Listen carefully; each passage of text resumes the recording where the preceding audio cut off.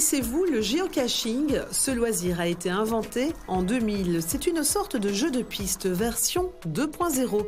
Le but est de trouver des caches dissimulées un peu partout. Pour cela, il faut disposer d'un smartphone et télécharger une application reprenant ces caches.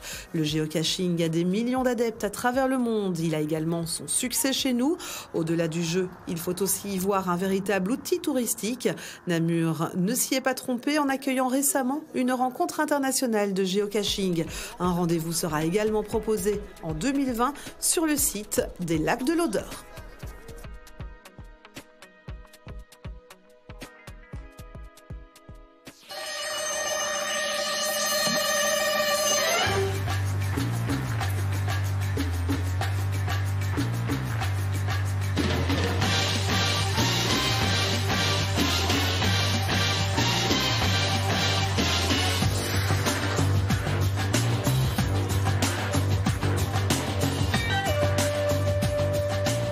Enfant, vous vous amusiez peut-être à faire des jeux de piste ou à chercher des trésors. Alors vous allez certainement aimer le géocaching. Pour cela, il vous faut un GSM. Vous devez charger l'application géocaching. Vous cliquez et vous retrouvez votre position sur une carte. L'application vous indique alors la présence d'une cache à proximité. Vous avez quelques coordonnées de base. C'est à vous ensuite de partir à la recherche de cette cache. En fait, on doit simplement trouver une boîte qui est cachée à des coordonnées GPS. Et dans cette boîte, il y a un petit carnet. Et ce carnet, on doit simplement inscrire son nom ou son pseudo, qui doit être logué sur le site par après. Un beau camouflage dans son milieu naturel. Alors, qu'est-ce qu'on trouve dans les caches en fait? Eh bien, on trouve la signature de toutes les personnes qui sont passées par là. Donc, voilà, un logbook, vous voyez ici. Qu'il va falloir signer. Et nous, on va signer. Donc ici, on va signer avec notre cachet. Je vais... le faire ici. Ouais. Vas-y. Et alors, on va signer pour Sylvain. Et puis, on va signer sur l'application également, parce qu'il faut les deux signatures, sinon c'est pas valable. Donc sur l'appli, vous encodez quelque chose alors? Oui, alors c'est là où on peut mettre un petit message pour le poseur de la cache. On peut lui dire si c'était, on le remercie d'office. Et puis on peut dire si c'était facile ou pas à trouver, ce qu'on a apprécié sur sa cache. Et c'est ça qui valide le nombre de cachettes que l'on trouve. Mais il faut vraiment faire les deux, et le logbook et l'application. Sinon ce n'est pas valable. D'accord.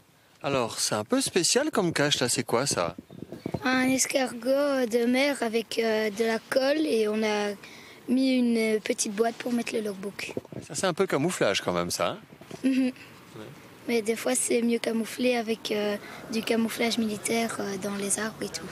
Certaines caches sont en effet plus élaborées. Les géocacheurs se procurent parfois du matériel de camouflage pour corser le jeu. Et puis... Il existe aussi des caches de type mystery. Donc ça, c'est une énigme qui est à résoudre soit sur place ou soit de la maison. Il existe aussi des caches de type multi. Là, c'est une cache sur plusieurs étapes. Ça permet par exemple de découvrir un parc ou des éléments du patrimoine. Il existe aussi des types de caches Werigo. C'est aussi une balade, mais là, ça se joue uniquement au smartphone. Illustration lors d'une concentration de géocacheurs qui a eu lieu en mai dernier à la citadelle de Namur.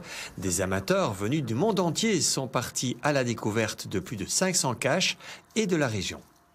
Bonjour, je peux vous demander ce que vous cherchez exactement là? Eh bien, nous cherchons une cache, une géocache en fait. Elle est facile à trouver ou pas? On a une certaine incertitude sur les coordonnées, puisque là, en fait, il y avait un calcul à faire pour trouver le point où se trouve la cache. Et on n'est pas sûr de la trouver à cet endroit-là. Mais à votre avis, vous n'êtes pas loin? On devrait être une cinquantaine de mètres.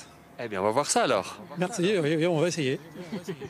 Dans ce cas-ci, il a fallu deviner un point GPS et avec quelques indices, les géocacheurs ont trouvé l'emplacement. Mais sur ce coup-là, ce n'était pas forcément évident. Il fallait retrouver sur 8 photos, récupérer 8 chiffres, ce qui nous donne une position GPS finale. Et c'est vrai qu'avec le dénivelé de la ville, on était qu'à 18 mètres, oui, mais on était au niveau supérieur. Donc il a fallu faire tout le tour pour revenir finalement au ce qu'on appelle le PZ, le point zéro. Et vous saviez aussi que c'était en hauteur, comment vous le saviez-vous?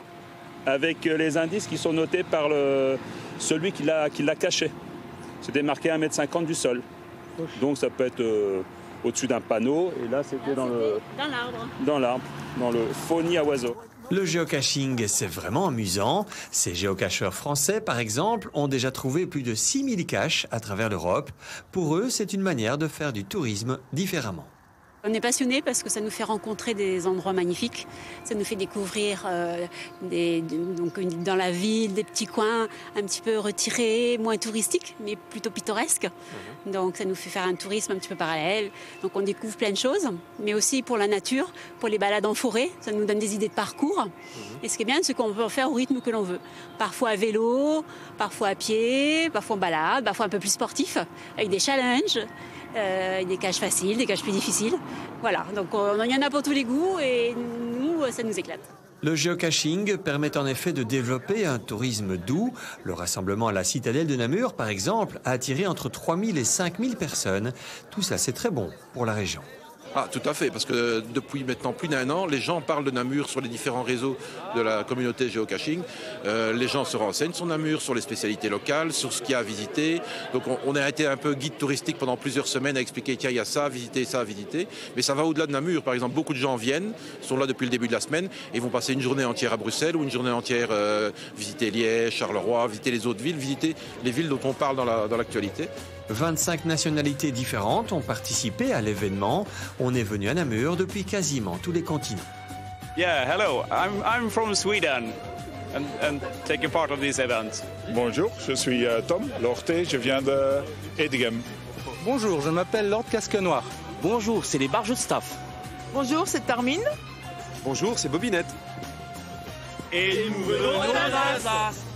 Précisons enfin qu'il ne faut pas attendre un rassemblement pour jouer. Vous pouvez évidemment jouer tout au long de l'année. Si vous n'avez jamais essayé, on ne peut que vous conseiller de participer et de devenir les héros de cette immense chasse au trésor 2.0.